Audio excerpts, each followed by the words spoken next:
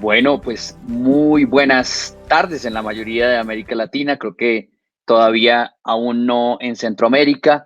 Hemos tenido ya 3 horas desde que iniciamos el evento, 3 horas con muchísima información, con muchísimas posibilidades de contenidos.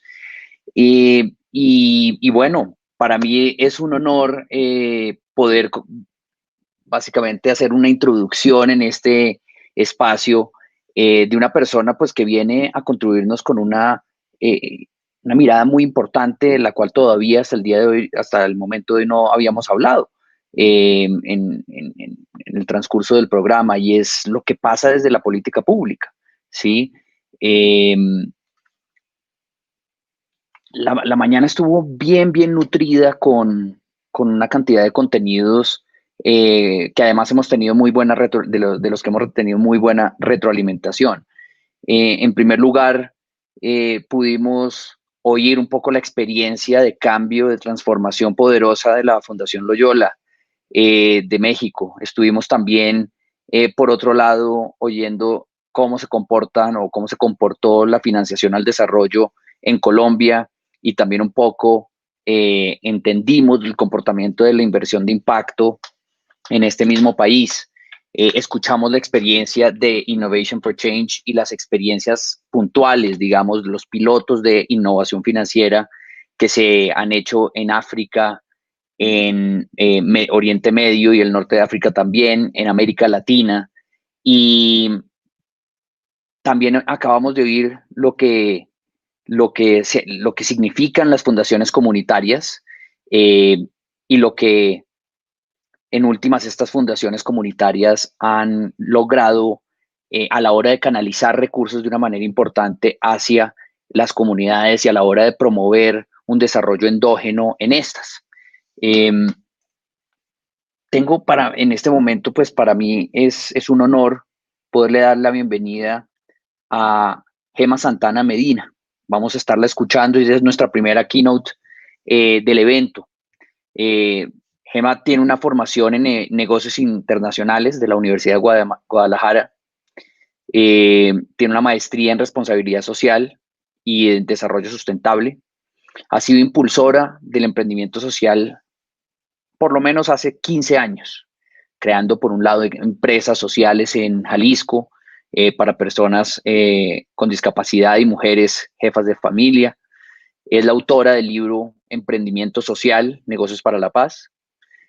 Además, fue empresaria social con Transfo, una organización que se dedica a transformar proyectos de filantropía hacia negocios sociales, y también con Ecotienda, que son tiendas de productos naturales y orgánicos. Ella ha vivido en comunidades indígenas y vamos a pedirle que también nos cuente un poco sobre esto, para trabajar en torno a proyectos de desarrollo sostenible, en la construcción de vivienda, en proyectos productivos. Eh, Gema tuvo, pues digamos, también el liderazgo como directora general adjunta en el INADEM en México. Fue la directora de programas de Enactus México y Latinoamérica, y adicionalmente participa en diversos consejos para impulsar la innovación social y proyectos de una economía sostenible. Por ejemplo, en el Sistema B y la Alianza por la Inversión de Impacto. Actualmente, Gema es la encargada de la Agenda 2030 en la oficina de la Presidencia de la República de México, eh, y en algunos instantes ya nos está, creo que ya la escucho por ahí en el fondo. Yo hablaba esta mañana, Gema, en la introducción, en la bienvenida al evento, de la importancia de romper algunos paradigmas si queremos conseguir, si queremos lograr los objetivos, si queremos lograr la Agenda 2030. Al mismo tiempo veía y relataba yo cómo hay un desencuentro entre los recursos disponibles, los inversionistas, los donantes, los cooperantes y quienes están también elaborando y construyendo las distintas iniciativas, tanto en el terreno, en distintas zonas rurales, como en las capitales de nuestros países. Y, y también hablaba yo de cómo necesitamos entre todos movilizarnos para cambiar una serie de formas de cómo trabajamos y creo que una de ellas es lo que concentra este espacio que hemos construido acá, y es específicamente la conexión entre fondos, ideas, proyectos y la conexión también entre distintos tipos de sectores, construyendo puentes y tal vez también dejando algunas ideas hacia atrás. Quiero confirmar con estudios si ya tenemos, Gema, si nos escuchas, eh, me gustaría mucho que pudieras encender tu micrófono y por favor, toda esta audiencia es tuya.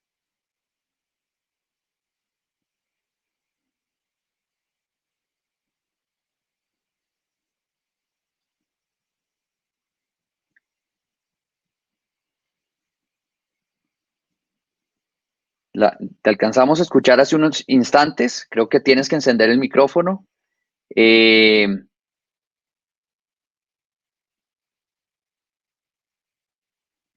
mientras ustedes entenderán, ya organizar eventos en persona era bien complejo. Ahora organizarnos teniendo a personas a miles de kilómetros de distancia una de la otra es aún más. Y estamos todos trabajando desde nuestros hogares, entonces aún más. Eh, mientras tanto, ¿por qué? Si me permiten, ya escucha. Gema ya nos escucha. Vamos a darle unos instantes a producción a que nos dé una mano acá para que la podamos escuchar a ella. Y porque hace unos instantes alcanza, sí la habíamos escuchado. Mientras tanto, ¿por qué no les voy a dar un chance de que podamos tal vez contarles un poquito sobre lo que está en la agenda más adelante? Tenemos una agenda bien rica en la tarde de hoy. Por un lado, vamos a estar trabajando todo este nuevo concepto que algunos hemos escuchado del blended finance o las finanzas combinadas. Para quienes no se han acercado a este tema, básicamente son nuevos mecanismos en donde se pueden juntar, se pueden mezclar y apalancar unos con otros distintos tipos de capitales. Por un lado, capitales más tradicionales desde el punto de vista de la cooperación, no reembolsables, se unen a capital de inversión en un esquema en donde además se pueden balancear y generar buenos incentivos para llamar y apalancar una mayor cantidad de recursos, pero asimismo también eh, se permite que estemos trabajando eh, digamos, aprovechando la experticia técnica de distintas entidades para disminuir los riesgos de estos inversionistas que pueden llegar a aportar con su capital. En este caso particular vamos a ver dos casos. Uno de un esquema que se montó desde Naciones Unidas y el Peace Building Fund de Naciones Unidas. Y el otro que se montó con participación de la Unión Europea, liderado por ICO Cooperación, una entidad de origen holandés inicialmente. De otro lado, vamos a también tener la posibilidad de escuchar un diálogo que va a ser bastante refrescante, siento yo, para muchos de nosotros. En primer lugar, vamos a oír a Mónica Alemán de la Fundación Ford, del programa Build. Y en segundo lugar, vamos a escuchar también en esta conversación a Roberto Navas, que es una persona que ha venido acompañando a muchos consejos directivos de fundaciones y a también distintos emprendimientos sociales, incluidos a nosotros en Impactia.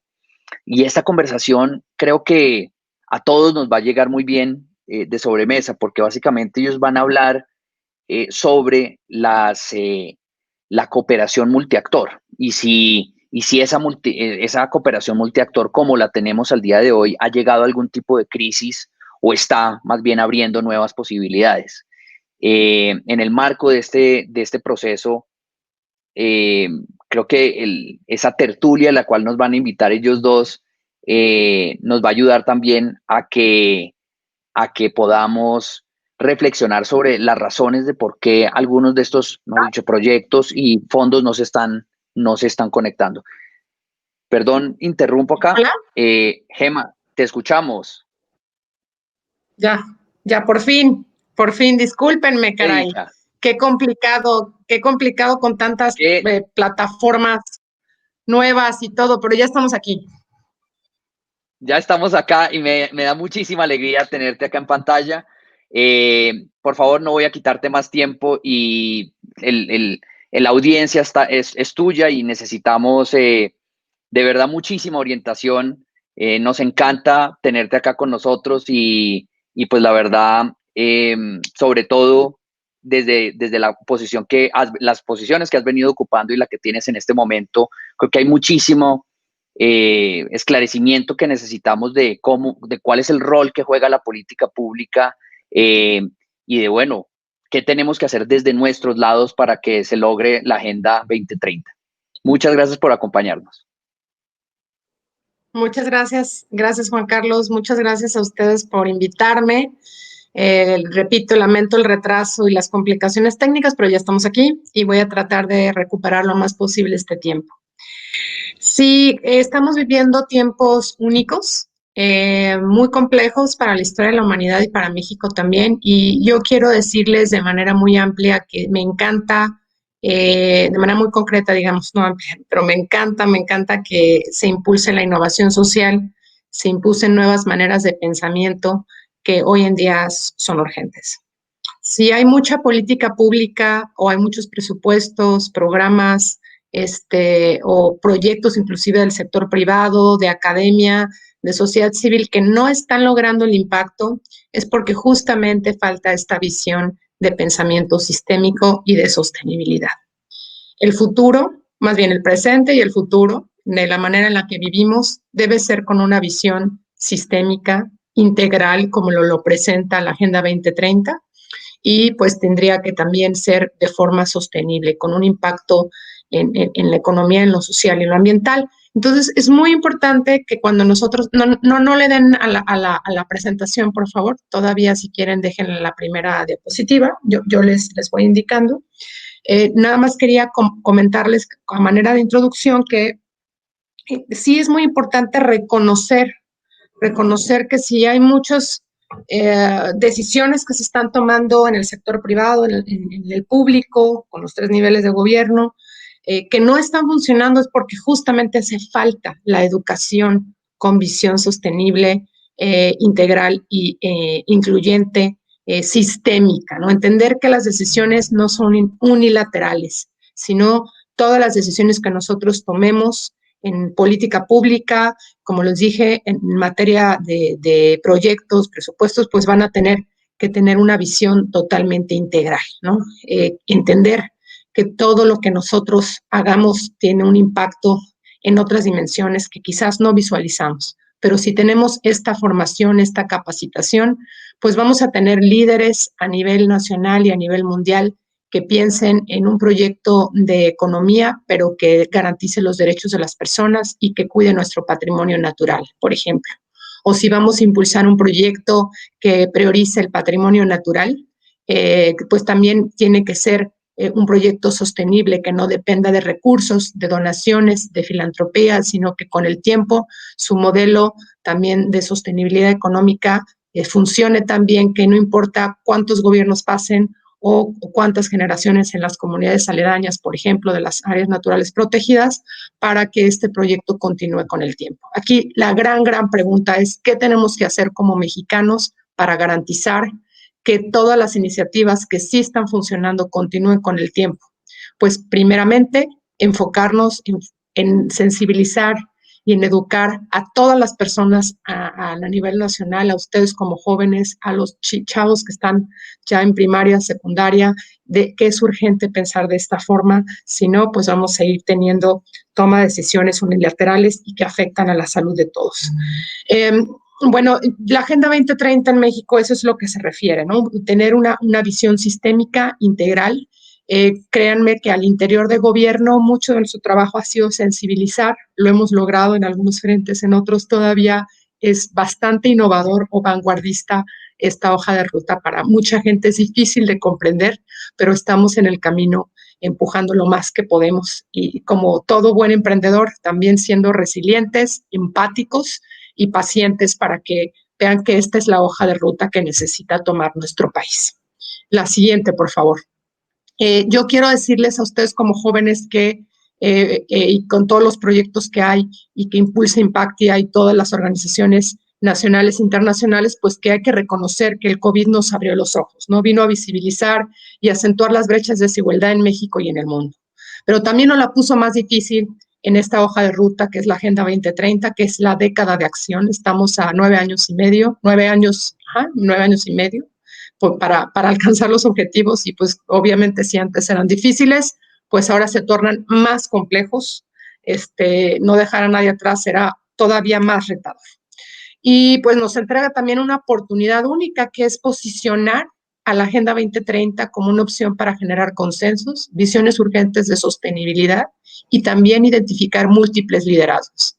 La humanidad tiene que identificar que no necesitamos a un líder o a dos líderes o a un líder por sector. Necesitamos muchos líderes que quieran colaborar juntos y antepongan las necesidades de las presentes y futuras generaciones.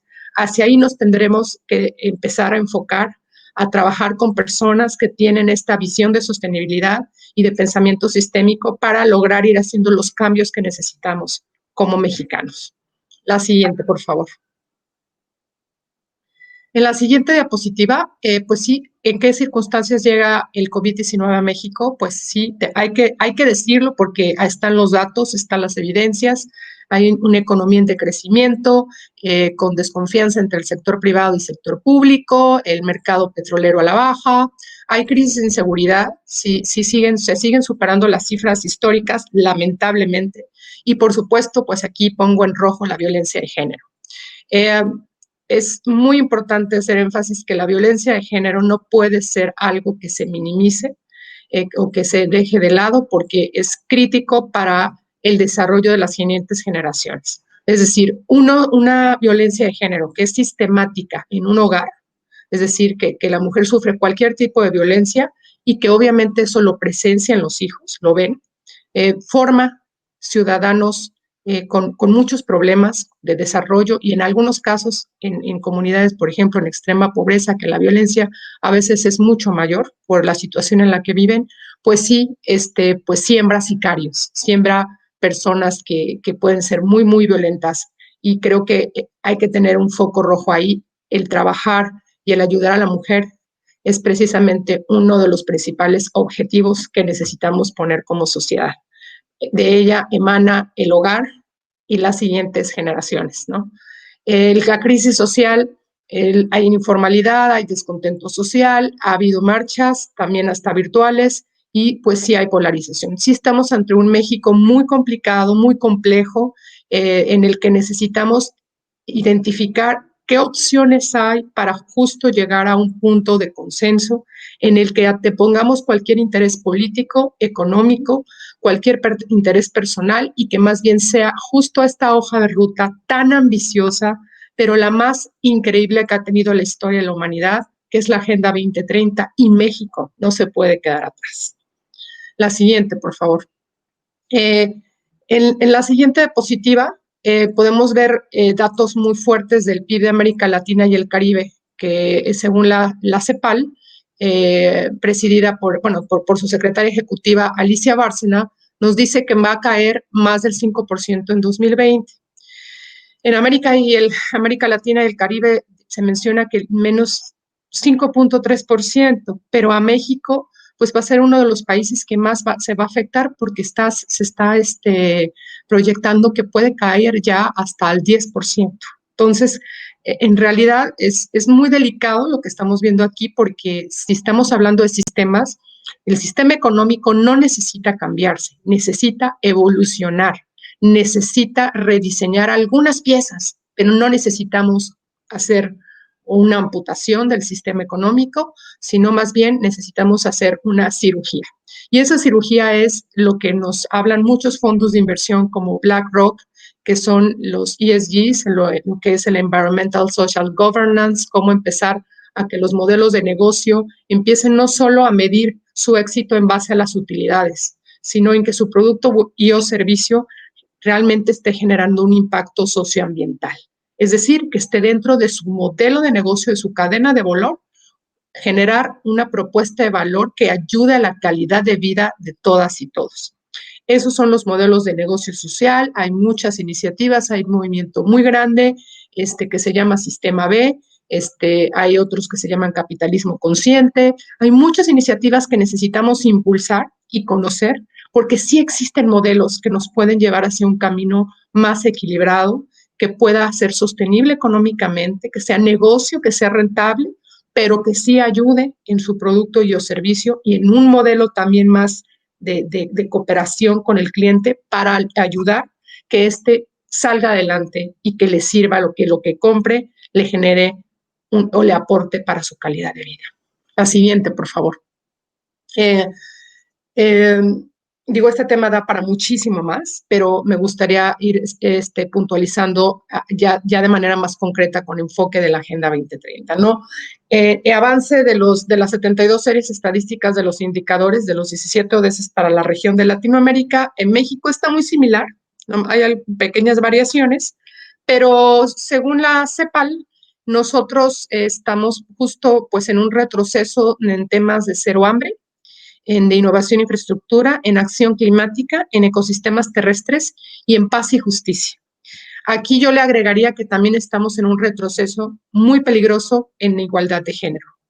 Estamos, por más que hay muchas iniciativas y esta hoja de ruta habla muy claramente que estamos en la generación de igualdad, pues justo este impacto en la crisis económica y el impacto en la crisis de salud pues abren muchas otras crisis, pero sí nos afectan y retrocedemos, por lo tanto, hacia esquemas muy, muy complejos para salir adelante como mujeres. Las mujeres principalmente van a ser las más afectadas porque se quedan sin trabajo o tienen que trabajar desde casa. En muchos de sus casos no pueden trabajar desde casa porque no tienen internet.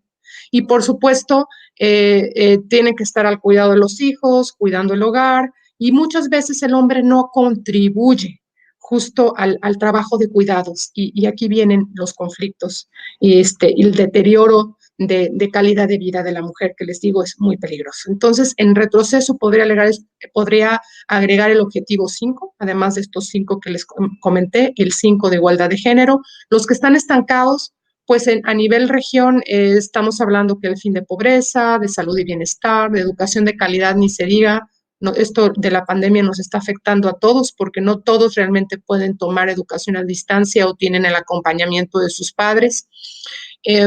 Y bueno, en realidad sí, les repito, es preocupante que no se pare la pandemia, que no la podamos controlar. Siempre empiezo mis presentaciones, y ahora yo creo que se me pasó por este apuro tecnológico, pero sí decirles que es muy importante que seamos muy responsables como ciudadanos y que si nosotros nos podemos quedar en casa, nos quedemos, o si podemos salir o tenemos que salir, pues ahora sí que como salimos con nuestras llaves, nuestro celular, nuestra bolsa, pues ahora sí tener siempre nuestros cubrebocas, nuestro gel y nuestros goggles. Eso puede salvar muchísimas vidas.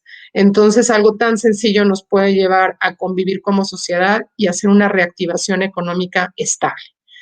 Este tipo de acciones colectivas pueden ayudarnos a salir adelante como país, pero sí necesitamos liderazgos que sean más contundentes y más determinantes con estos mensajes. Ayúdenos, por favor, a comunicar de manera empática, con una narrativa totalmente que incluya, que construya, para comunicarnos con todas y todas de la necesidad de salir adelante y que no importa desde dónde vengamos, porque nadie elige dónde nacer. La siguiente, por favor.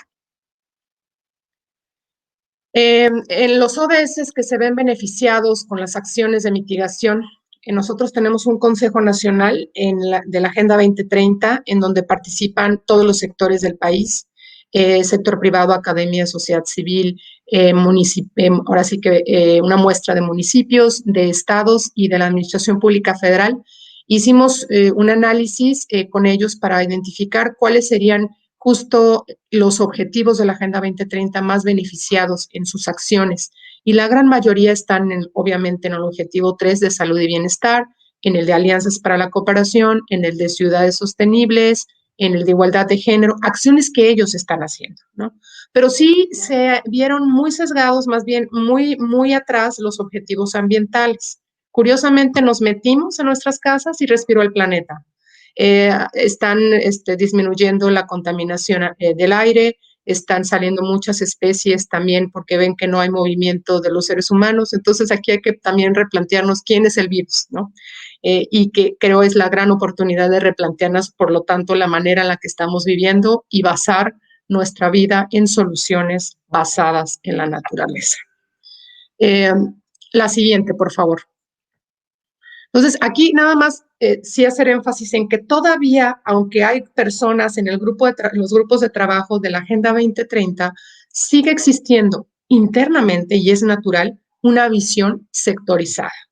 Entonces, necesitamos justo ir construyendo esta visión sistémica, este pensamiento sistémico que nos va a ayudar justo a determinar soluciones innovadoras para salir adelante y no dejar a nadie atrás.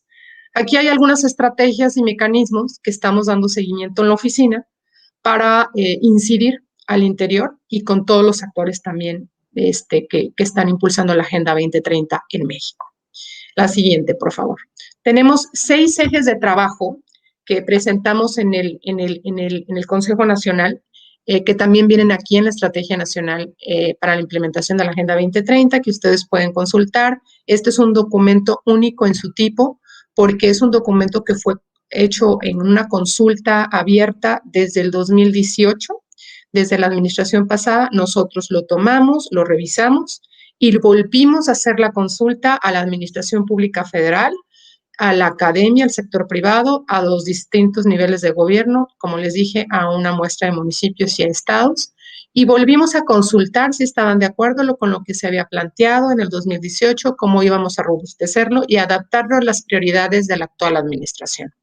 Entonces, este documento es un documento de todas y todos, no es un documento que haya hecho nada más el gobierno de México. En realidad, esto es un documento que abarca la participación de todos los sectores del país y creemos que es muy valioso y nos gustaría que lo difundan y que cada vez lo tomen como una hoja de ruta todos los líderes nacionales.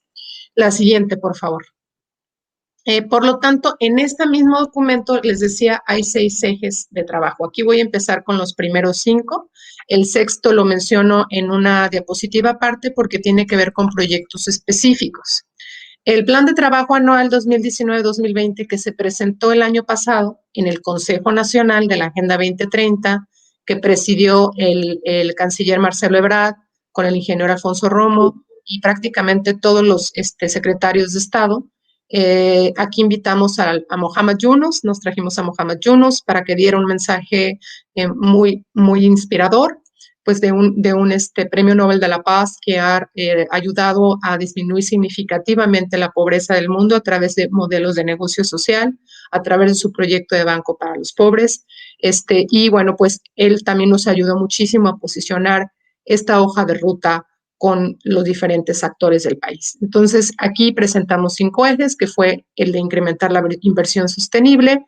Aquí les estoy mencionando algunos de los productos que ya vamos muy avanzados para sacar, que es una herramienta para la articulación de proyectos y fuentes de financiamiento sostenible.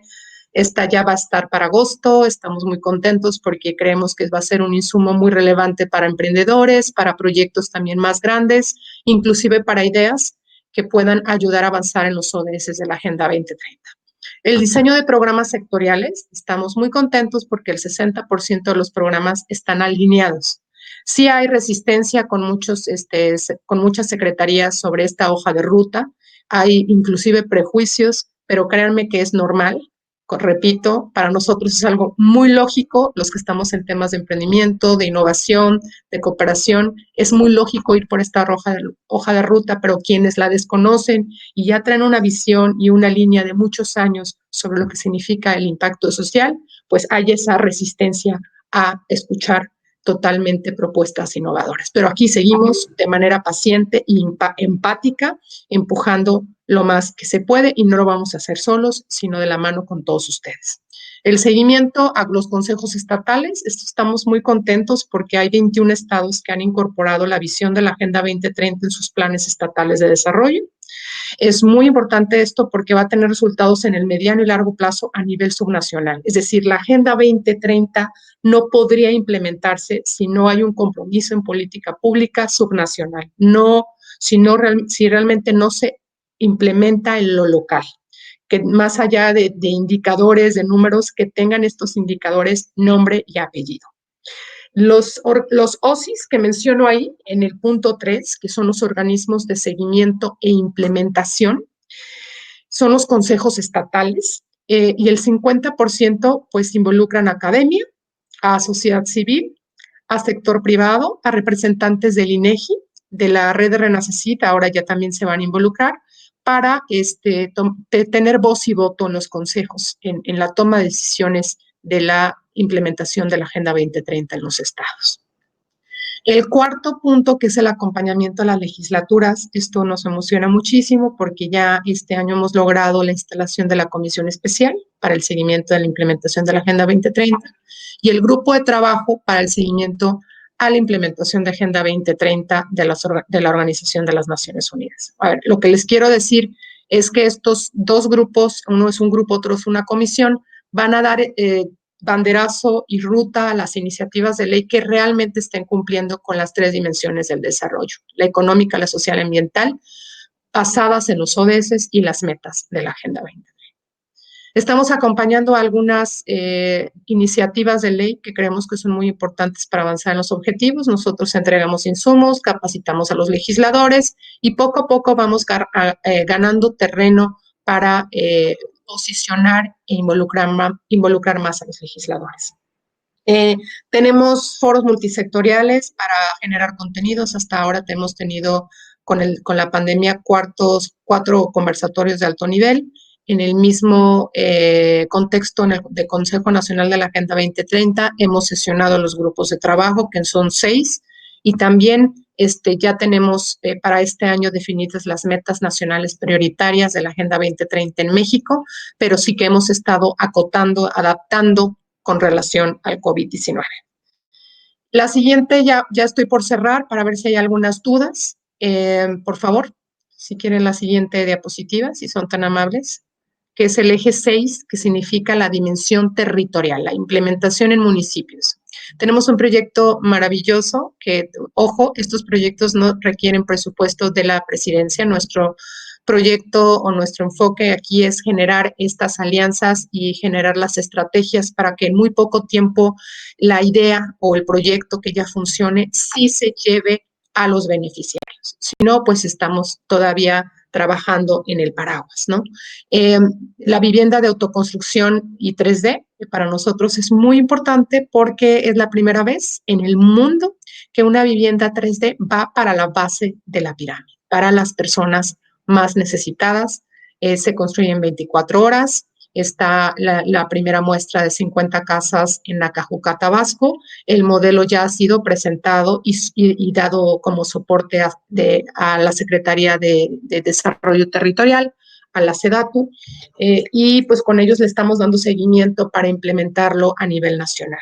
Turismo sostenible, en México Renace Sostenible es una iniciativa que empezó antes de la situación del COVID y ahora con lo que estamos pasando, pues estamos impulsando con ellos, de la mano con muchos otros actores privados, una plataforma que sea turismo digital, que vaya ayudando a generar modelos de negocio innovadores a esta industria que se ha visto afectada, principalmente a la pequeña industria, al turismo más de boutique, de guías de patrimonio natural.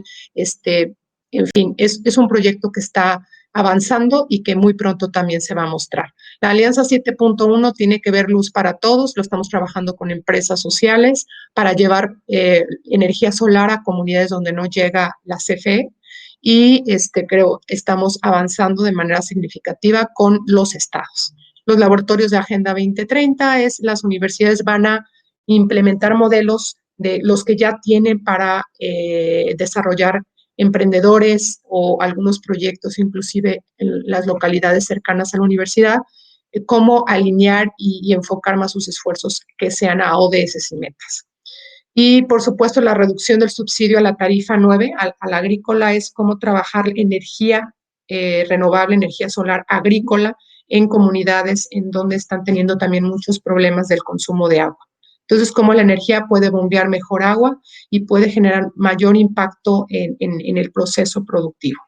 El proyecto de decreto en materia de inversión para la innovación, pues estamos impulsando con Hacienda que las universidades puedan invertir y que por lo tanto esto les permita continuar como una asociación civil. Esto tendría un gran impacto porque estaríamos logrando que se incentiven más emprendedores adentro de las universidades y necesitamos lograrlo muchísimo. Y por último, pues el proyecto en educación sostenible que estamos impulsando con la Secretaría de Educación para llevar el primer libro de texto gratuito sobre Agenda 2030 en sexto de primaria a nivel nacional. Y por supuesto estamos incidiendo también en la currícula educativa. Y creo que ya estamos por terminar. Hay una última diapositiva. Si me ayudan, por favor, nada más para ir cerrando. Hasta ahí llegamos. Yo les voy a hacer llegar varios links para que se puedan meter a ver a detalle qué es lo que estamos haciendo. Eh, la verdad es que sí necesitamos, todavía tenemos mucho camino por recorrer. Repito, tenemos muchos retos. Todo tiene que ver en realidad con la voluntad y con la visión. Si logramos que la voluntad y la visión se vayan hacia el camino adecuado, México podrá salir adelante. Gracias. Adelante con cualquier pregunta que tengan. Tan relevante en la realidad de América Latina en este momento. Quiero trasladarte una pregunta que nos están haciendo en el chat, si me escuchas. Nos pregunta precisamente Mónica Miguel, ¿cuáles son los estados en los que, te voy a leer la pregunta, dice, gracias por compartir, ¿podemos saber cuáles son los estados de la República que no han incorporado en sus planes estatales la visión de la Agenda 2030? ¿Cuáles han sido los motivos por los cuales dichos estados han omitido esta visión? Los estados, los 32 estados del país tienen sus consejos estatales de la Agenda 2030, los 32. Los que no es un tema de que hayan omitido esta visión, sino que todavía están como más atrás, están organizando el reactivar sus consejos estatales, están apenas modificando los decretos del consejo, entonces están un poco más atrás. Los más avanzados pues son 21 y creemos que eso es un gran impacto para el país, ¿no? Tener más del 50% del país con sus planes estatales de desarrollo con Agenda 2030, pues no lo tiene otro país del mundo. Excelente, Gema. Mil gracias de nuevo en nombre de toda la comunidad de Impactamos Latam, que además le han seguido mucho el paso en diferentes canales a esta conversación. Pues te queremos extender una gratitud por haber hecho unos ajustes en tu agenda para acompañarnos el día de hoy y sobrepasados los impases técnicos, pues definitivamente ha sido muy valioso escuchar tus perspectivas en estos asuntos. Entonces, mil gracias y esperamos tener muchos más espacios para conversar de estos temas en el futuro. Muchas gracias a ustedes por invitarme. En lo que les pueda servir, encantados. Aquí lo que necesitamos es difundir esta hoja de ruta y pues que conozcan un poco lo que estamos haciendo en México. Gracias. Gracias. Bueno, Juan, si quieres, vamos de una vez aquí recogiendo parte de lo que hemos visto esta mañana. Como tú decías, ha sido un espacio bien interesante de explorar perspectivas en diferentes lugares de innovación social, de los temas de cambio que tenemos hacia el futuro y cada vez vamos quizás tomando una mayor profundidad en lo que requiere nuestro ecosistema de impacto social en América Latina. Entonces, pues quiero como que vayamos hablando de este siguiente debate, tertulia, que creo que es de los que hemos esperado escuchar porque queremos poner sobre la mesa algunos temas que son muy importantes y que nos implican una evolución como ecosistema latinoamericano. Sí, Mari, la verdad es que la mañana ha sido muy interesante, hemos oído distintos aportes desde varios ángulos y eso hace parte Yo lo mencionaba esta mañana de construir puentes entre los distintos ecosistemas de impacto social que conviven a veces sin conexiones. Creo que en la mañana ha sido bastante posible ver esto, pero pues entremos en materia porque estamos esperando ansiosamente esta conversación. Eh, yo, de todas maneras, en esta charla, entre comillas, desestructurada, también vamos a permitir que nuestros panelistas pues cuenten un poco más sobre ellos, pero de todas maneras sí quiero presentarlos. Vamos a contar por un lado con Mónica Alemán de la Fundación Ford. Mónica hace parte del programa Build, que se ha concentrado una cantidad de esfuerzos además en fortalecer organizaciones y fortalecer estructuralmente organizaciones de sociedad civil que están teniendo un rol supremamente importante en la justicia social alrededor del mundo. Por el otro lado, le doy la bienvenida también a Roberto Navas. Roberto ha hecho parte de varios consejos directivos de distintas organizaciones, fundaciones, ha venido aconsejando también a muchas personas y organizaciones filantrópicas que han querido poder darle un buen uso al patrimonio con el que cuentan y sobre todo poder impulsar agendas importantes aquí. Y para dar una introducción al tema, creo que lo más relevante es reflexionar sobre los distintos actores que están comenzando a verse en el escenario y en el ecosistema, pero también la cantidad de asperezas que todavía tenemos allí, la cantidad de dificultades a la hora de conectar a unos con otros. Creo que está sobre la mesa también la necesidad de encontrar vehículos, avenidas que construyan confianza, por supuesto, pero sobre todo también que atiendan un poco más de frente ciertas cosas que están pasando. Vemos desconfianza que surge frente a cooperantes internacionales por un lado, o algunos esquemas. Algunas organizaciones nos dicen, no, miren, es que nosotros no creemos que eso nos pueda llevar a muchos lados, no sabemos cómo se navegan estos sistemas, la banca multilateral parece una cosa muy lejana de nuestras iniciativas, de nuestros territorios. Entran los filántropos con una posibilidad, digamos, al escenario de refrescar muchísimas esquinas. Las preguntas son múltiples y quiero pues por eso pasar la palabra de pronto a Roberto para que comencemos a escucharles a ustedes sobre esta realidad. Digamos, está en crisis la cooperación multiactor.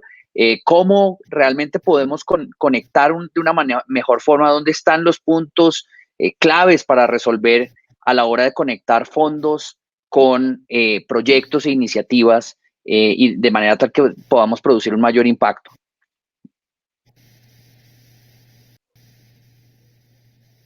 Bienvenidos Roberto y Mónica.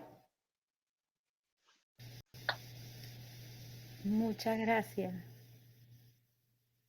Roberto, no te escuchamos, pero puedes poner tu micrófono en audio y de pronto te seguimos.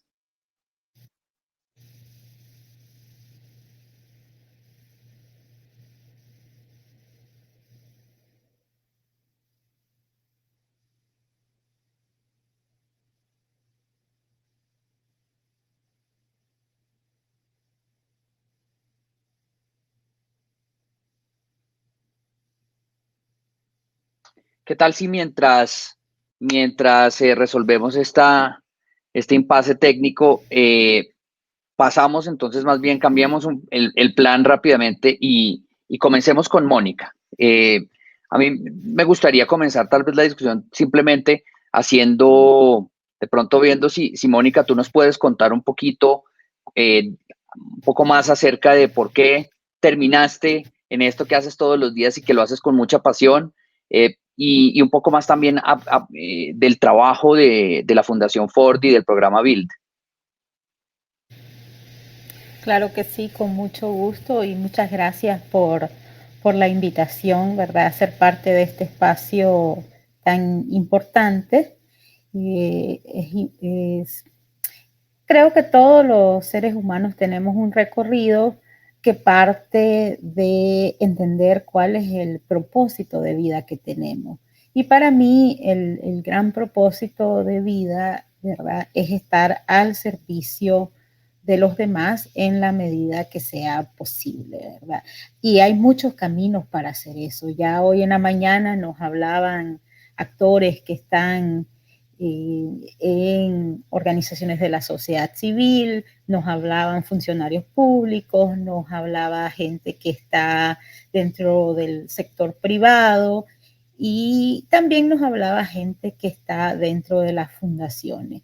Conociendo que existen muchos caminos, yo decidí muy temprano que quizás una forma efectiva de poder hacer ese servicio a los seres humanos podría ser desde una fundación, porque te permite una fundación pues invertir a una escala que quizás no se puede hacer dentro de otros espacios más pequeños, no porque sea más importante, sino porque pues todos tenemos que ser parte de un ecosistema y tenemos diferentes habilidades, y yo sentía que mis habilidades estaban mejor centradas dentro de un espacio de una fundación. Yo vengo a esto, ¿verdad?, habiendo crecido en un espacio de conflicto armado, en una Nicaragua muy compleja, ¿verdad?, y que sigue siendo compleja, pero entendiendo en base a mi experiencia que de que cuando no se atienden las necesidades de los seres humanos y cuando se violentan los derechos humanos de una forma constante, entonces no te puedes plantear sistemas de desarrollo, ¿verdad? Así que ese ha sido el camino, ¿verdad? Lo hago todos los días con el mismo nivel de compromiso, me entusiasma, me alegra mucho poderme levantar todas las mañanas y dedicarme a esto. Es obvio que en un espacio como el de la Fundación Ford, el trabajo no se concentra únicamente en América Latina, sino que es un trabajo a nivel global, ¿verdad? Mónica, ¿me escuchas? Sí. Listo. Cuéntanos, acá hay un tema que tú y yo en ocasiones pasadas pues hemos tenido la oportunidad de conversar, y es el tema de la sostenibilidad financiera. Eh, no sé si tú nos puedes contar un poquito cómo están viendo, dónde están viendo algunos de los retos de sostenibilidad financiera, específicamente de algunas de las organizaciones con las que trabajan a nivel global. Bueno, yo creo que, claro que sí, Juan Carlos. O sea, creo que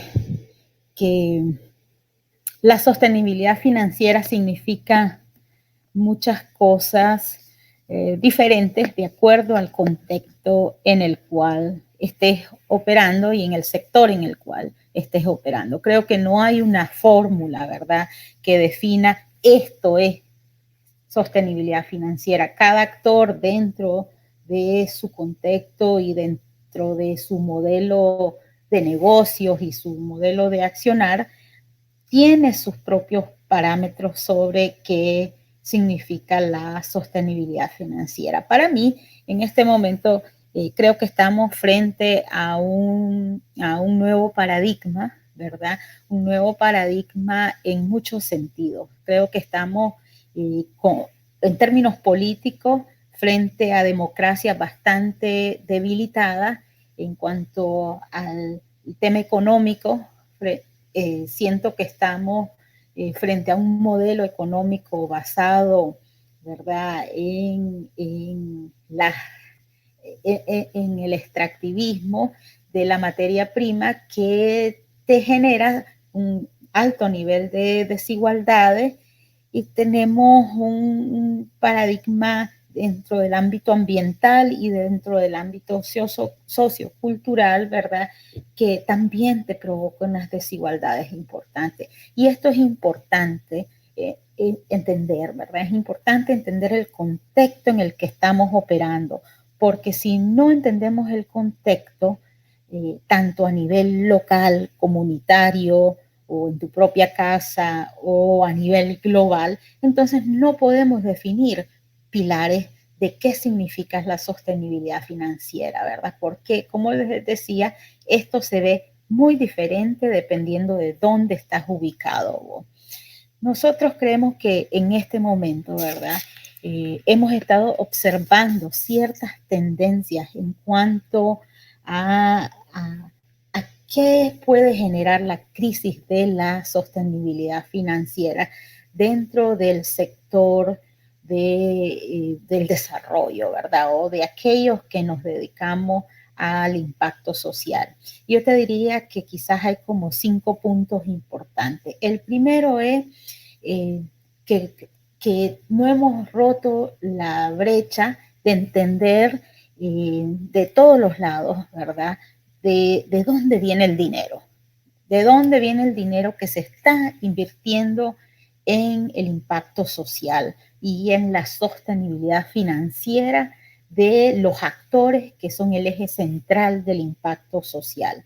Y es importante siempre recordarnos que existen como los grandes bloques de donde viene el dinero. Están las fundaciones privadas y las fundaciones corporativas, están los espacios bilaterales, ¿verdad? Que cada día están mucho más definidos por política exterior de sus países. Un ejemplo de eso es el anuncio reciente que hizo el gobierno de Gran Bretaña, donde juntaba a su cooperación de ayuda para el desarrollo con el Ministerio de Relaciones Exteriores. Esa es una pauta importante que se debe seguir, ¿verdad?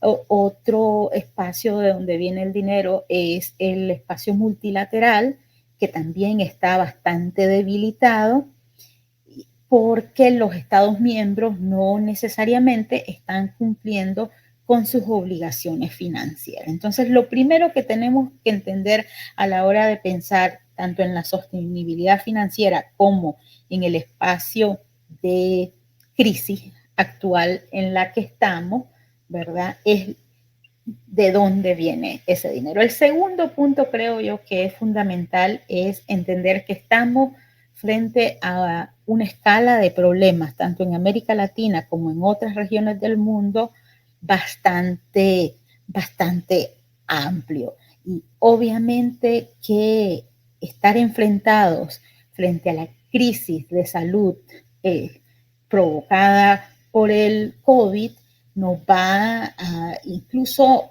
poner aún más contra la pared en cuanto a cuáles son las escalas de los problemas que tenemos que resolver.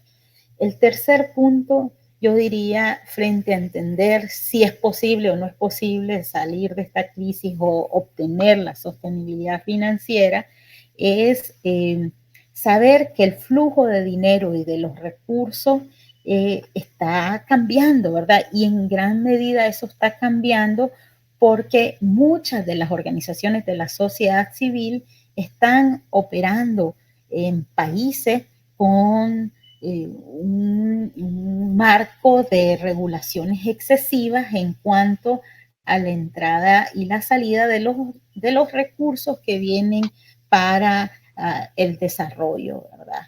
Y el otro punto que a mí me parece interesante en cuanto a la sostenibilidad financiera y el momento de crisis en el que estamos es que hemos observado la emergencia, ¿verdad?, de nuevos sectores invisibles que entran al escenario a competir por los recursos con las organizaciones de la sociedad civil tradicionales. Y estos sectores pueden ser los jóvenes, los pueblos indígenas, ¿verdad?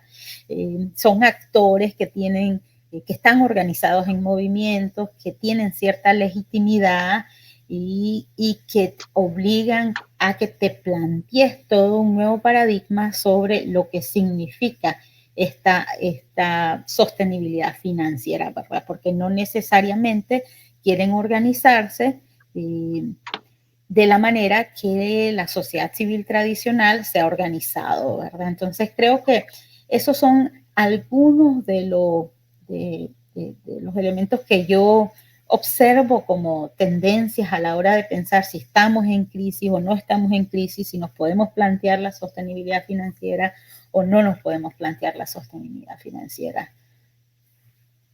No, súper interesantes los puntos que nos mencionas. Y yo veo que, sobre todo, vamos a tener la posibilidad de pronto hacerle una pregunta o de pasarle ahora sí el micrófono a Roberto. Creo que hay dos puntos que tocaste sobre los cuales va a ser interesante escuchar a Roberto. Y es, en primer lugar, toda esta competencia, esas nuevas competencias que se generan y las cómo salir, digamos, cómo desenredar los nudos que a veces se crean en torno a las situaciones de competencia, pero por el otro lado la pregunta de dónde viene el capital, porque creo que ahí también hay muchas herramientas para desenredar ese nudo. Claro que sí. Espero que ahora sí me oigan bien. Perfecto, perfectamente. Listo. Hola, sí, hola, Mónica. Sí, retomando un poquito las palabras que mencionaba Mónica. Saludarte. Me alegra muchísimo. Igualmente. Mucha alegría conocerte. Lo mismo. Retomando un poquito las palabras que mencionó Mónica, hay una cosa que no podemos negar, y es que todo el ecosistema de cooperación internacional y de fondeo se ha quedado un poco atrás de la evolución del mundo, no solo de los capitales, sino del mismo desarrollo social. Entonces ve uno organizaciones sociales, comunitarias, vehículos de impacto colectivo, diversidad de actores que están emergiendo por necesidad y que el sistema tradicional de fondeo no está debidamente preparado para atender. Entonces empieza uno a ver cómo las convocatorias generales para recursos de cooperación internacional tienden a apartarse cada vez más de la realidad y de la agilidad.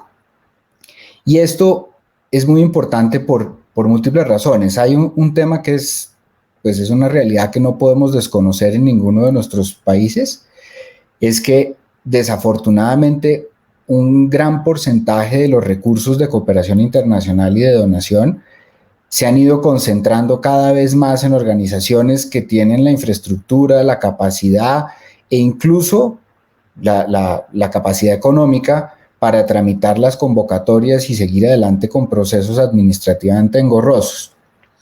Lo segundo, que creo que es también un tema importante, es que si bien seguimos teniendo unas necesidades enormes en la región y en muchos de nuestros países latinoamericanos estamos mal en muchos indicadores, la realidad es que también hemos evolucionado muy positivamente en los últimos años y ha llevado a algunos países como Colombia, por ejemplo, a ser considerados un país de renta media, lo cual lo saca del foco particular de muchos cooperantes o incluso de muchas fundaciones y donantes internacionales.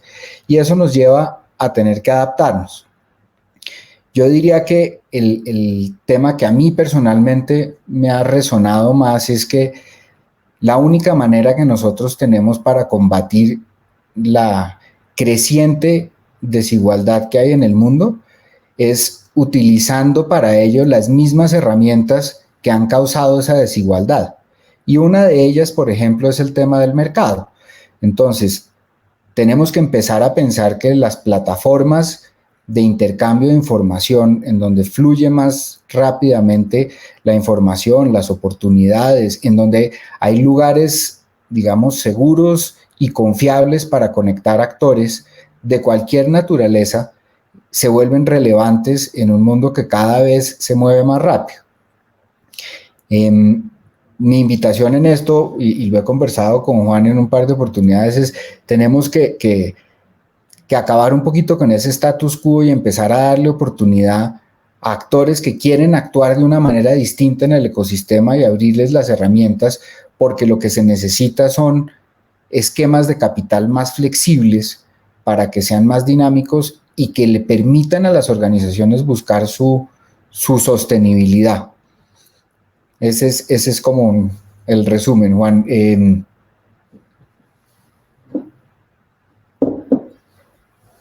Y el otro tema quizás que vale la pena mencionar, el otro tema que quizás, perdón que te interrumpa, Mónica, el otro tema que quizás vale la pena mencionar es que si nosotros miramos todo el continuo de capital, desde el extremo más puramente filantrópico hasta el extremo puramente capitalista, vemos que cada vez más hay actores que aparecen en los distintos puntos de ese continuo de capital y que además hay mucho mayor movilidad entre ellos. Desafortunadamente, el tema es que hay una desconexión entre los distintos filos de ese sistema de capital. Entonces encuentra uno casos como fundaciones que deciden iniciar un proyecto social y se muere el proyecto social porque no logra dar el paso al siguiente instrumento, vehículo o actor de fondeo que le permita desarrollar ese negocio social en un negocio productivo que le garantice sostenibilidad. Entonces, hay unas islas de actores en donde encuentra uno las fundaciones tradicionales, todas sufriendo y luchando por conseguir recursos. Hay un grupo de emprendedores sociales que no encuentra quien esté dispuesto a asumir el riesgo o aportarle el capital paciente que necesitan para desarrollarse. Y de ahí hasta el otro extremo del espectro hay una desconexión general entre los distintos tipos, vehículos y entidades.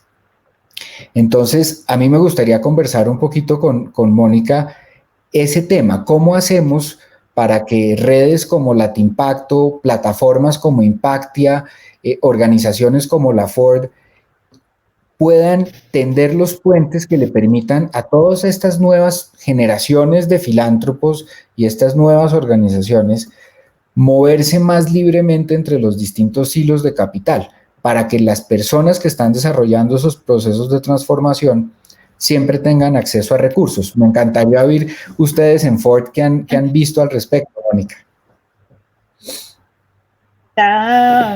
Muchas gracias, Roberto. Y como te decía, me da un gran placer poder estar en conversación con ustedes. Creo que hace falta poder dialogar más. Creo que es lo primero que se tiene que hacer, ¿verdad? Empezar por dialogar. Nosotros, como sabes, somos un sector y eso nos incluye a todos, ¿verdad? Que pide mucho que se dialogue en otros espacios, pero que nosotros mismos no dialogamos suficiente. A ver, frente a tu pregunta de qué es lo que se puede hacer para cerrar las brechas, para mí lo primero que se puede hacer es no solo generar ese diálogo, pero quizás generar mayor entendimiento de qué es lo que estamos buscando cada uno, ¿verdad? ¿Qué está buscando ese actor que está generando impacto, además de recursos? Y qué están buscando las fundaciones, que también es generar impacto para el bien común. Ahora, en mi trabajo, que se concentra en el fortalecimiento organizativo de las organizaciones de la sociedad civil, hemos encontrado que no siempre tenemos como que 5 pilares fundamentales que son los que estamos buscando para poder establecer relaciones estratégicas con las organizaciones. ¿Y cuáles son algunos de estos pilares fundamentales?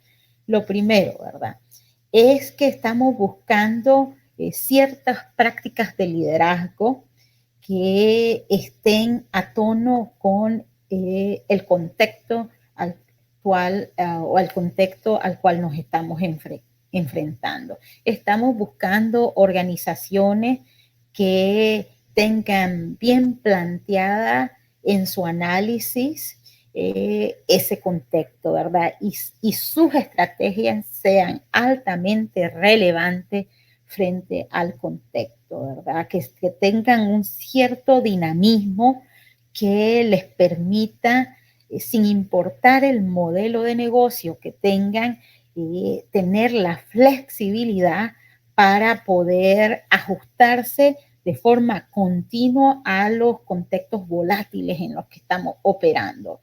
Una tercera cosa que nosotros buscamos a la hora de plantearnos una relación estratégica es que las organizaciones tengan cierto nivel de gestión financiera, ¿verdad? ¿Y a qué nos referimos con eso?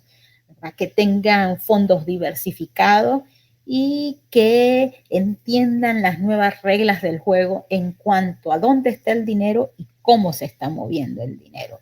Un cuarto pilar, ¿verdad?, que nosotros buscamos es que estas organizaciones tengan una estructura de finanzas estratégicas, porque también existe el mito, ¿verdad?, de que las organizaciones tienen capacidad de absorber.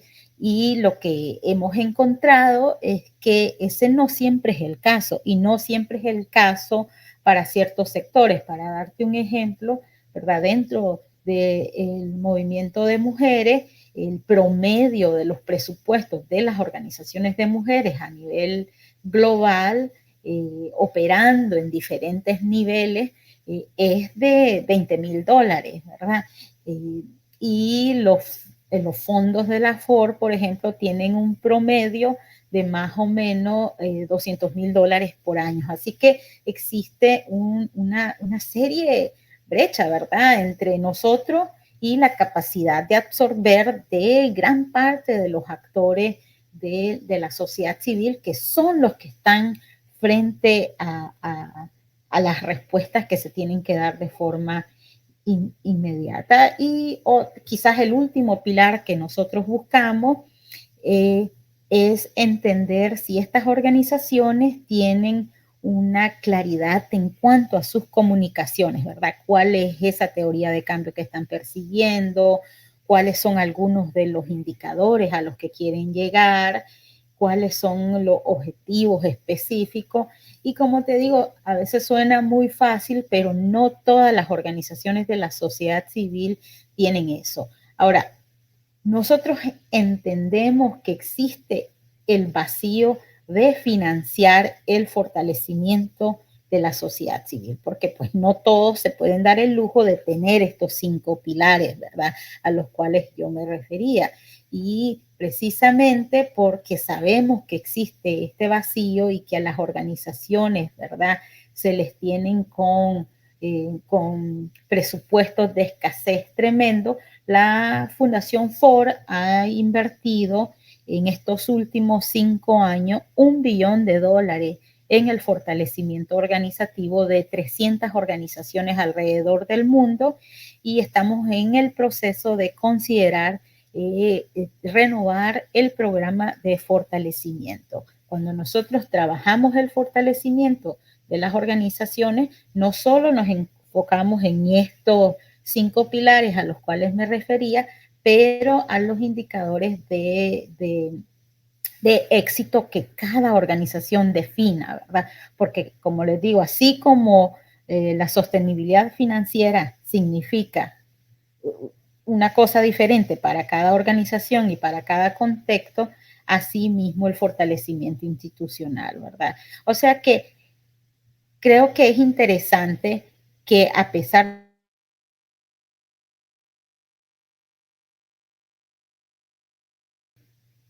podemos entender de que existen esfuerzos que se están dando para tratar de romper esa brecha, ¿verdad? O sea,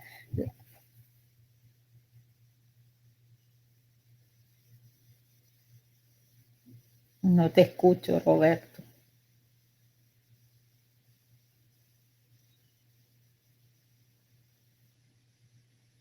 ¿No? No estoy... Ahora sí. Ahora sí. ¿Ya? Ok. No, decía que una de las cosas que es importante reconocer es que en los últimos años también ha habido señales muy buenas, y una la mencionaste tú incidentalmente en tus comentarios, y es que el sector completo y el mundo empezó a entender que la única forma de solucionar los problemas de la magnitud que tenemos es enfocarlos con un tema de cambio sistémico. Y yo diría que tal vez la evolución más importante del entorno social en los últimos años ha sido que todos los actores hemos empezado a ver que no podemos concentrarnos en lo que llaman los americanos los outputs, sino realmente en los resultados. Y eso, además, en el tema que estamos tratando es muy relevante, porque cuando empieza uno a tener una visión de cambio sistémico, lo que empieza a darse cuenta es que cada actor dentro del ecosistema tiene un mayor o menor potencial de apalancamiento dependiendo de en dónde intervenga en ese sistema, y de la misma manera los tipos de capital que se requieren para incidir en un particular punto del sistema son completamente distintos. Eso, en mi opinión, unido con lo que comentábamos al principio del surgimiento de organizaciones de base, de organizaciones comunitarias, de emprendedores sociales, ha hecho que el sector se renueve muchísimo. Y ahí, digamos, también vale la pena mencionarlo. Siento yo que el sector público se ha quedado un poco atrás de adaptar las regulaciones y los ecosistemas que permitan el surgimiento de esas nuevas ideas y de esas metodologías. Cada vez más estamos viendo mecanismos interesantes de financiación prestados de modelos tradicionales capitalistas, pero con un enfoque social, y vemos que hay gobiernos que se están tardando más que otros en reconocer el potencial de esos instrumentos. Entonces, yo digo, aunque sea un poquito, esté un poco atrás la infraestructura general de cooperación internacional, creo que el mundo se ha ido evolucionando hacia una visión de cambio sistémico que es mucho más inclusiva, porque en esa visión de cambio sistémico hay mucho más lugar para los distintos actores, para el inversionista de capital que quiere hacer algo con impacto, para el inversionista que quiere impacto aunque no tenga retorno financiero, para el filántropo tradicional, para las organizaciones de base y en general para la promoción de vehículos alternativos de capital más flexible. A mí me gusta mucho lo que Mónica mencionó ahorita porque es algo de lo que he estado convencido por muchos años, y es que hemos fallado los donantes y los cooperantes internacionales en no apoyar suficientemente la creación de las capacidades y el fortalecimiento de capacidades en las organizaciones sociales en general. Y creo que ahí tenemos que enfocar muchos más esfuerzos para que se unan muchas más personas al trabajo. Ahora, ¿cómo pueden los inversionistas de impacto y todo este nuevo ecosistema aprovechar mejor la experiencia y las canchas que tienen las ONGs en el tercer sector? Pues esencialmente reconociendo en qué es bueno cada quien. Si nosotros pensamos en transformación social, no podemos estar desconectados de la realidad que pretendemos cambiar. Y las ONGs que llevan años trabajando, que tienen raíces profundas en las comunidades, son los mejores amplificadores de voluntad para entender lo que verdaderamente necesita una comunidad, una organización o incluso un problema sistémico. Creo que nosotros tenemos la responsabilidad de oír mucho más a esas organizaciones, y los inversionistas de impacto lo que están buscando es conectarse más directamente con esas entidades y con esas organizaciones. Hay un tema ahí que es clave, y es el tema de la construcción de confianza. Y es que tradicionalmente ha habido pues una serie de presunciones, en algunos casos basadas en realidades, pero en muchos casos simplemente por generalizaciones desafortunadas, en donde, por ejemplo, las fundaciones terminan siendo estigmatizadas porque se piensa que o son vehículos para propósitos distintos de verdad a la transformación o el beneficio social, o la visión de los filántropos y de las organizaciones ONGs y organizaciones sociales de ver a los inversionistas como depredadores de capital. Y precisamente ese tema que mencionábamos antes de construir puentes entre los hilos de capital, a lo que apunta es a que podamos sentarnos en la misma mesa los distintos actores para construir esos vínculos de confianza que permitan a una fundación decir: hombre, yo me le mido a participar en un programa de bonos de impacto social o me le mido a establecer un mecanismo de blended finance o de financiación inclusiva de alguna manera. Y del otro lado, los capitalistas que digan, yo estoy dispuesto a dejar mi dinero en manos de una ONG que son los que están trabajando en campo y conocen mejor eso.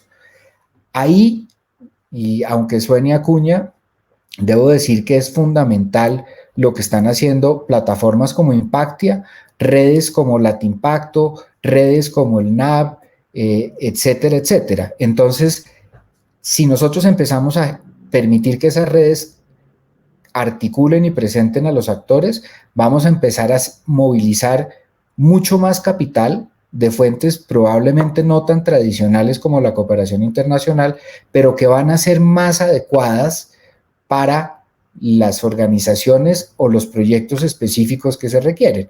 Uno de las insatisfacciones grandes que ve uno en el mercado en general es que las organizaciones sociales dicen, hombre, yo no tengo acceso a fondos sino a los de cooperación internacional.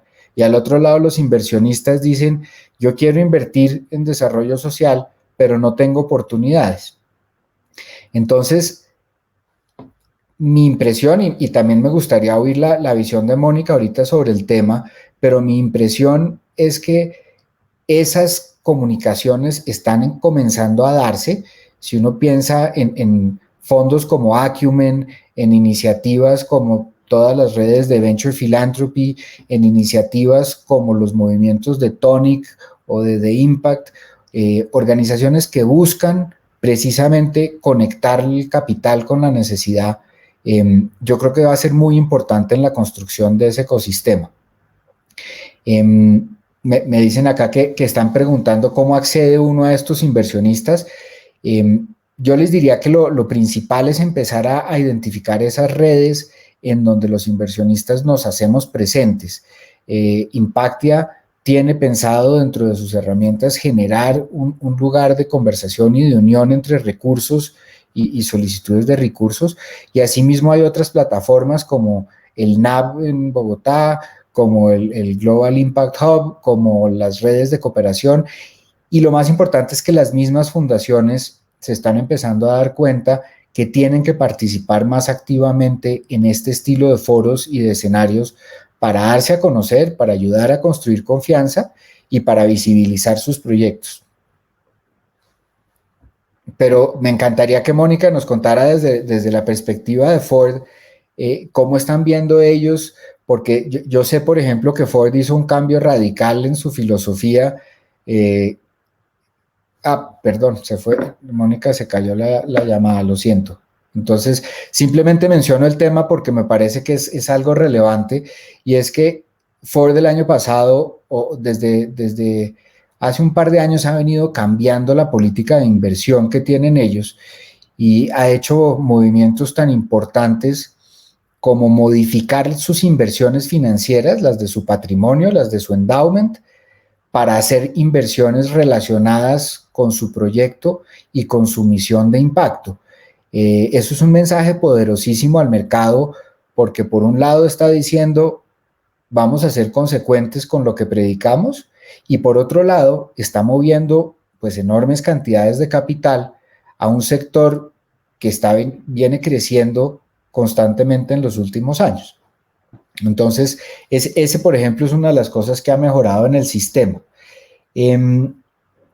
Algo que hablábamos cuando estábamos preparando esta conversación era las oportunidades y los riesgos que hay actualmente en el sistema y en el sector. Yo diría que la mayor oportunidad que hay es la demanda, porque hay una creciente demanda de todo tipo de actores por impacto social, por negocios inclusivos, por negocios que promuevan desarrollo social. Y un ejemplo claro de esto es, si ustedes piensan, cuando se crearon los primeros bonos de carbono, lo que pretendían los bonos de carbono era el empresario que necesariamente tiene un impacto negativo en el medio ambiente y adquiere bonos de carbono para netear su efecto en el planeta, ese es un tema que se está empezando a ver en todos los otros cambios del impacto. Y, por ejemplo, ya hoy en día hay mucha demanda de parte de inversionistas, de gobiernos, de corporaciones, de buscar mecanismos específicos para lograr, digamos, compensar la carga que le pone uno al planeta en términos de desigualdad. Ya hay incluso un par de proyectos que están hablando de la tokenización del impacto, de manera que cualquier persona que quisiera pueda adquirir bonos o créditos más bien de impacto para compensar su impacto negativo en el entorno, en el ámbito social o en el medio ambiente. Entonces, esa demanda que hay de resultados, y para eso quizás lo más cercano a todos nosotros es, si uno mira lo que está haciendo esta nueva generación de millennials que buscan tener un propósito distinto, que buscan hacer las cosas de una manera diferente, es la mayor indicación de que el mundo está cambiando hacia una manera diferente de hacer negocios y de vivir la vida, que prioriza el impacto para evitar el impacto negativo y producir impacto positivo, y que además busca cambiar la manera de hacer las cosas para que las soluciones comerciales se vuelvan además soluciones sociales. Digamos, bienvenida de vuelta, Mónica, qué bueno que estés otra vez acá. Y yo te quería hacer una pregunta, y es, desde tu óptica y en la experiencia que tienes tú en Ford, ¿qué modelos crees tú, qué nuevos modelos crees que es urgente implementar? ¿O cuáles son los peligros de enfrentar, de iniciar esos modelos nuevos de desarrollo y de cambio económico y social? Yo creo que, bueno, primero muchas gracias y lo siento. Mi internet está siendo muy creativo hoy, ¿verdad?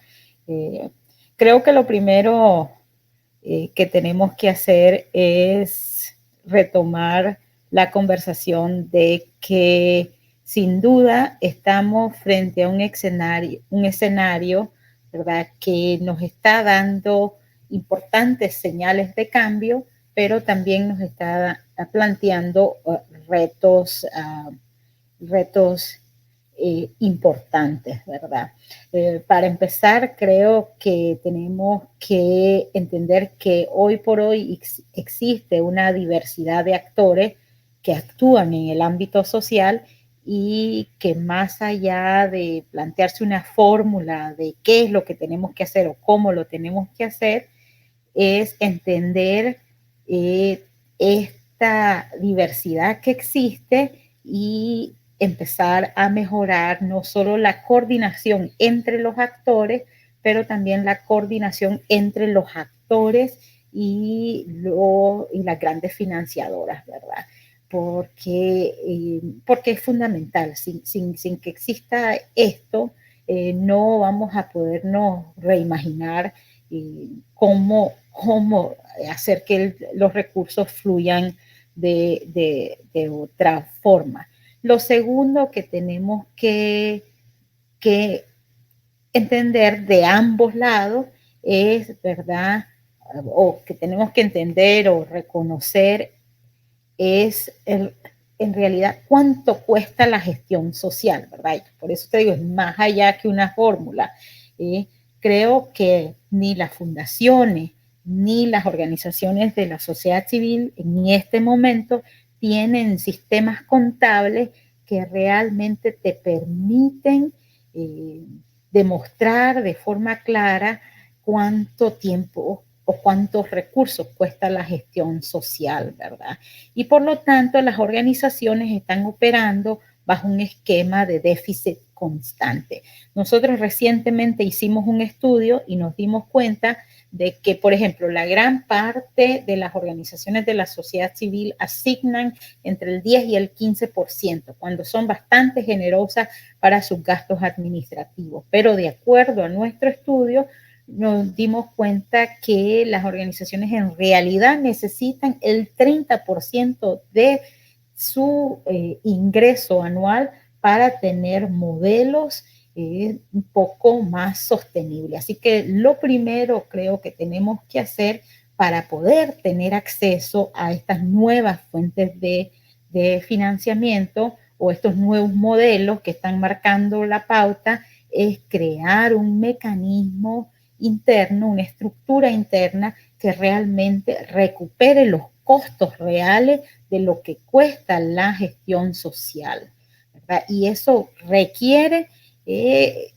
hacer el caso de que se tiene que invertir en el fortalecimiento de las organizaciones de la sociedad civil. Como ya lo decía antes, la Fundación FOR, en conjunto con otras fundaciones, ¿verdad?, está invirtiendo en el fortalecimiento de la sociedad civil.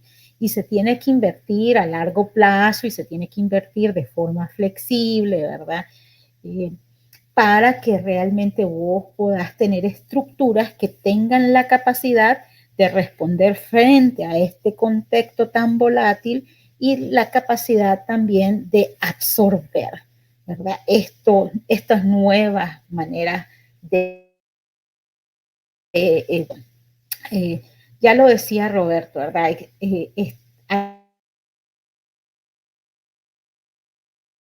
del ámbito del financiamiento en cuanto a de dónde viene el dinero, ¿verdad? Obviamente están las fundaciones tradicionales, ¿verdad? Pero si nos detenemos un momento y, por ejemplo, los datos que nos están diciendo, en este momento, ¿verdad?, en países del norte, como Estados Unidos y otros, se está ocurriendo la mayor transferencia de recursos de una generación a otra, ¿verdad? Los baby boomers están heredando en este momento, de forma que hay un gran número de capital disponible en manos de toda una nueva generación de filántropos que está explorando estos modelos a los que se refería Roberto, que ¿verdad?, mejor conocidos como el impact, la inversión de impacto y otro. Y además de que está ocurriendo esta gran transferencia de recursos, también está entrando todo un nuevo flujo de recursos, ¿verdad?, que es el dinero que viene de las grandes empresas tecnológicas. O sea, Silicon Valley está cada día más y más y más contribuyendo para la gestión social. Pero nuevamente, ¿verdad?, yo no quiero quitarle la importancia a que tiene que existir la necesidad de que las organizaciones preparen sus estructuras para poder ser un actor que tiene acceso a estos recursos, ¿verdad?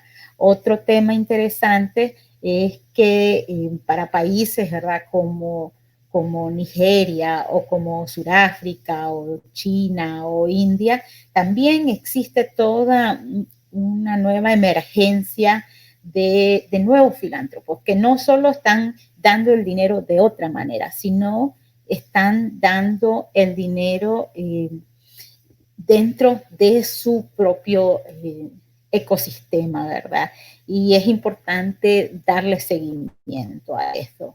Y obviamente esto requiere que nosotros seamos un poco más creativos de la sociedad civil en cómo accedemos a esos recursos, ¿verdad? Creo que había una pregunta que hacía el público y te decía, ¿cómo le hacemos? Lo primero que tenemos que hacer es ser honestos con nosotros mismos sobre la estructura que tenemos para saber si podemos o no acceder a estos recursos. Segundo, existe la necesidad de formarse y de gestionar recursos para la formación del personal que se dedica a la gestión de recursos y obviamente que me estoy refiriendo a organizaciones que tienen cierto nivel de sofisticación ¿verdad?, operando a nivel nacional o operando a un nivel transnacional, que pueden ser un actor importante y actuar como intermediario para organizaciones más pequeñas o organizaciones que tienen otro modelo, ¿verdad? Porque tampoco yo creo que todas las organizaciones de la sociedad civil tienen que correr y cambiar toda su estructura. Lo que necesitamos es mejor coordinación y mejor claridad, ya lo decía Roberto, ¿verdad?, del rol que juega cada uno de estos actores, para que dentro de la fortaleza de cada una se potencien esas fortalezas, y aquellos que se puedan dedicar, ¿verdad?, a la gestión financiera y puedan ser intermediarios para organizaciones que se dedican o trabajan en la oferta de servicios o a nivel local, puedan tener acceso a eso. Creo que hay que tener mucho cuidado de creer que todos tenemos que crear una nueva estructura y que todos tenemos que cambiar y que todos nos tenemos que convertir. No, es importante saber que existen estos nuevos flujos, que tenemos que crear los mecanismos, pero más allá de que eso, que todos tenemos capacidades diferentes y un rol diferente, y que la importancia está aquí en mejorar nuestra capacidad de entender quiénes somos, cómo le hacemos y cómo nos coordinamos, ¿verdad?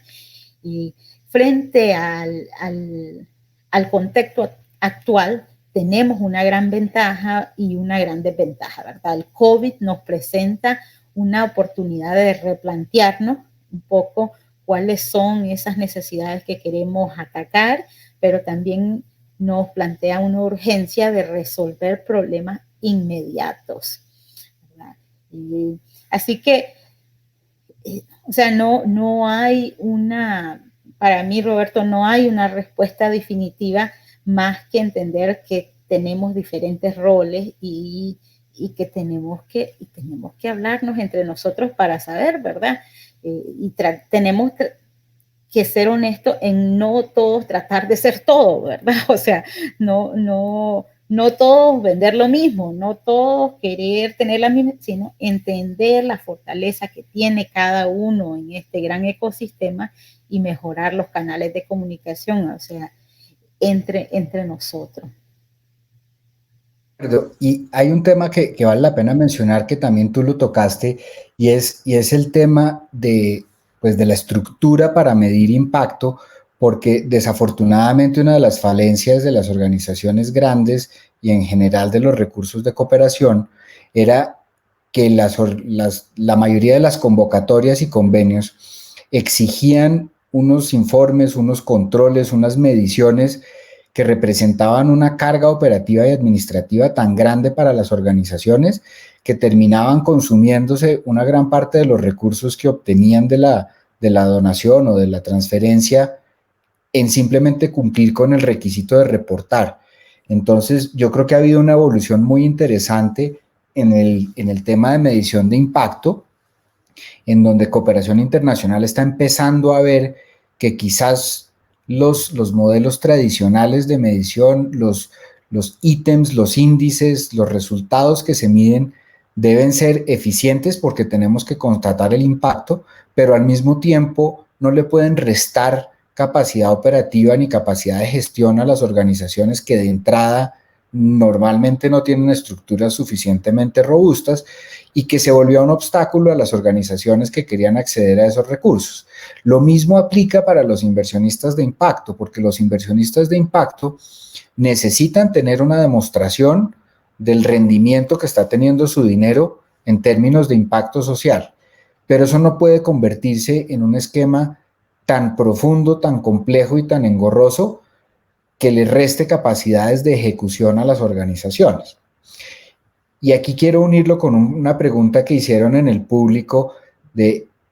Nosotros hemos hablado con Mónica de un gran cambio y cómo pueden empezar las organizaciones a cambiar y aprovechar ese gran cambio. Dicen que si es desde la estructura, desde el modelo de intervención. Yo lo que les diría a todos es, Si ustedes miran lo que está pasando en el mundo en general, en el mundo de los negocios, en el mundo de los servicios, en el mundo de los sistemas, hay un cambio que lo único que nos ha demostrado es que tenemos que ser flexibles y mantener la mente abierta. Muchas veces el error que cometen organizaciones o inversionistas por igual es aferrarse a ideas anacrónicas o a modelos anteriores de resolución de problemas. Yo constantemente invito a las organizaciones sociales a pensar muy críticamente sobre su misión, sobre su rol y cómo pueden hacer mejor lo que ellos plantean, o en muchos casos incluso la oportunidad de hacer lo que hacen, porque si uno piensa, por ejemplo, en términos educativos, la evolución del sector educativo en el mundo ha sido tal en los últimos años, en Latinoamérica especialmente, que muchas de las necesidades que existían hace 30 o 40 años que se crearon grandes fundaciones del país, ya perdieron mucho su sentido porque ya el gobierno, el sistema público está asumiendo esa responsabilidad que le corresponde y las fundaciones deberían cuestionarse, ser mucho más estratégicos en su objetivo. Uno de los ejemplos más claros que he visto yo de cómo pensar en esto es en la industria del software. Si uno piensa nuestra manera tradicional de hacer negocios, nosotros tradicionalmente hacíamos un plan de negocios súper robusto, proyectado, hacíamos toda clase de estudios de mercado y finalmente salíamos al público, salíamos a ventas o empezábamos a operar después de haber agotado un largo y tortuoso programa de planeación. Si uno piensa cómo funcionan los ingenieros de software hoy en día, ellos prefieren salir con un producto menos robusto, menos complejo, pero iterar muchísimo más el desarrollo. De manera que sacan la versión 1.0, 2.0, 2.1 y van perfeccionando el modelo basado en lo que están entendiendo del público que quieren servir. Las organizaciones sociales no tienen por qué ser distintas.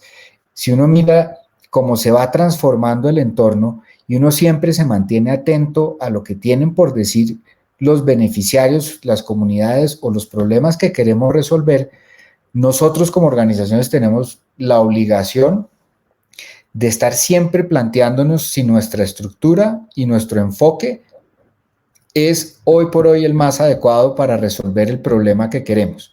Y en esto vuelvo a tomar el tema del cambio sistémico.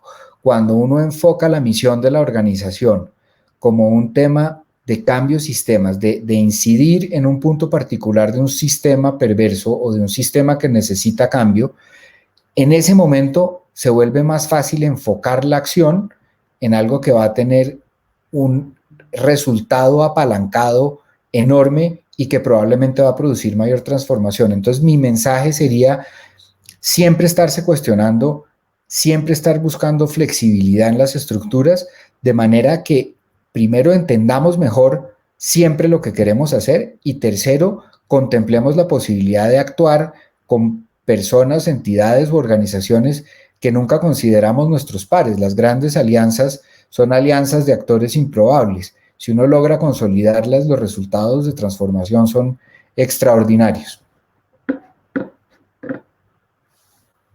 De acuerdo contigo, Roberto. Creo que ese es el gran reto de la sociedad civil, ¿verdad? Es ese continuo cuestionamiento o replanteamiento de cuál es tu rol y cuáles son los problemas que puedes resolver y pensarse si tenés la estructura que te ayuda a resolver este problema. Creo que existe mucho la necesidad de, en el medio de esta gran velocidad y este gran contexto tan volátil, constantemente detenernos, ¿verdad? Educar a las fundaciones, educar al sector de la filantropía, de los bilaterales, de los multilaterales, porque tampoco se puede asumir que se sabe sobre la necesidad de invertir en generar mayores capacidades. Y yo sé que estamos contra el tiempo, así que solo me gustaría reiterar el punto de que es fundamental el fortalecimiento de las organizaciones de la sociedad civil. Es fundamental, ¿verdad?, la coordinación entre la comunidad de donantes y los diferentes tipos de donantes. Es fundamental crear las estructuras internas. Si sos una organización de la sociedad civil, no solo cuestionarte y pensar soy o no relevante, pero crear tu estructura interna que te permita explorar todas estas fuentes, o si no escoges, ¿verdad?, ser la que hace gestión, entonces cuestionarte sobre un poco con quién podrías hacer alianzas para poder tener acceso a estos nuevos recursos financieros que están saliendo al mercado, ¿verdad? Porque en todos los países hay, como les decía antes, actores que sí están teniendo acceso. O sea, o mejorar la estructura interna como primer paso, o mejorar tu capacidad de hacer alianzas para poder acceder a estos recursos. Y eso involucra, pues, invertir dinero en la búsqueda del dinero. O sea, no se puede encontrar el nuevo dinero sin que se invierta dinero en eso. Esto es un problema importante que se tiene que reconocer, pero que creo que hay algunas organizaciones que ya tienen la capacidad de poder hacerlo. Y nuevamente dando las gracias, ¿verdad?, a todos por estar acá, y creo que Impactia nos plantea este nuevo paradigma frente a la solución de conexión que nos está dando, ¿verdad?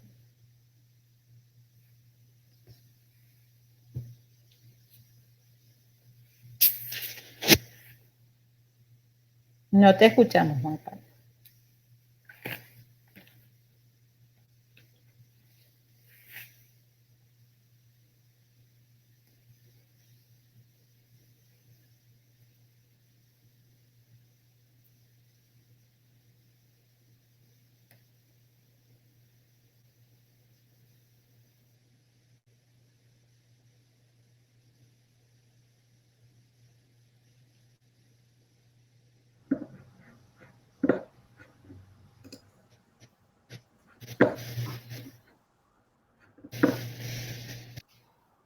Yo no oigo a Juan. ¿Tú lo oyes, Mónica?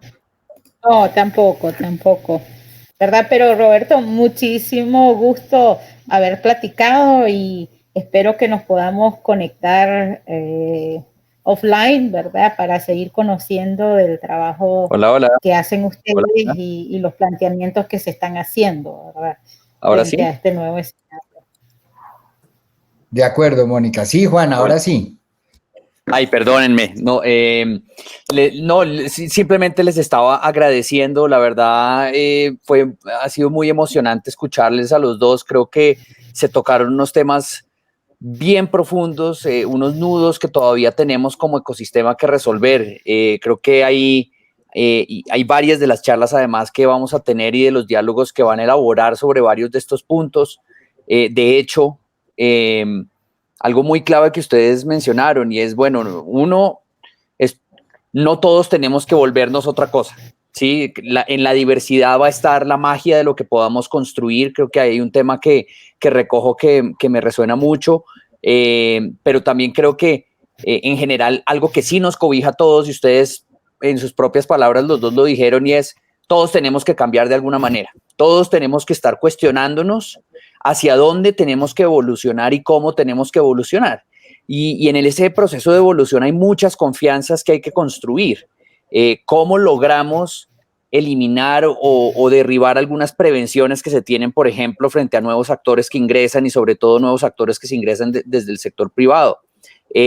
¿Cómo lograr elaborar y fortalecer ciertas competencias? Porque la confianza no es posible cuando no todos estamos hablando desde el mismo lugar o desde el mismo también, desde las mismas capacidades de comprensión y de integración a nuestras realidades.